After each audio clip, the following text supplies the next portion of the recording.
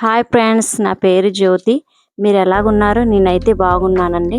ఈరోజు సరికొత్త వీడియోతో మీ ముందు రావడం జరిగింది. అదేమిటంటే మా ఇంటి పక్కన ఉన్న పెరటిలో 8 రకాల కూరగాయలు వేసామండి. ఎందుకంటారా?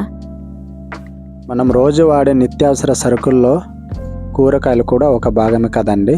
అందుకని చెప్పి మేము చాలా కష్టపడి మా పెరట్లో అయితే కూరగాయలు అయితే పండిస్తున్నామండి. మీరు చూస్తున్నారు కదా, ఇది ఎటువంటి మందులు కానీ యూరిడేవి కానీ వాడలేదండి. చాలా న్యాచురల్గా సేంద్రియ ఎరువులని వాడి మేమైతే ఈ యొక్క కూరగాయలను అయితే పండిస్తున్నాం. అయితే ఈ మీరు చూస్తున్నారు కదండి బీన్స్, ఇది కూరగాయల్లో అధిక ప్రోటీన్స్ కలిగి ఉంటాయి అన్నమాట. అదేవిధంగా బీరకాయలు కానీ అలాగే ఈ మనకు చూస్తున్నారు కదండి బొబ్బరెలు కానీ, తర్వాత మనకు ఆనప కానీ, తర్వాత మనకు చూస్తున్నారు కదండి ఈ గుమ్మడికాయ కానీ, ఇలాంటివన్నీ పండిస్తున్నాం అన్నమాట. ఈ రోజుల్లో కూరగాయల రేట్లు అయితే మరీ దారుణంగా ఉందండి.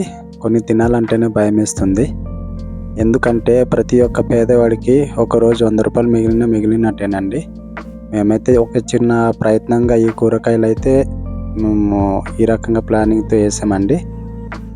జస్ట్ ఒక రోజుకి అలాగా ఎంతో కొంత ఆదా చేసుకోవడానికినండి.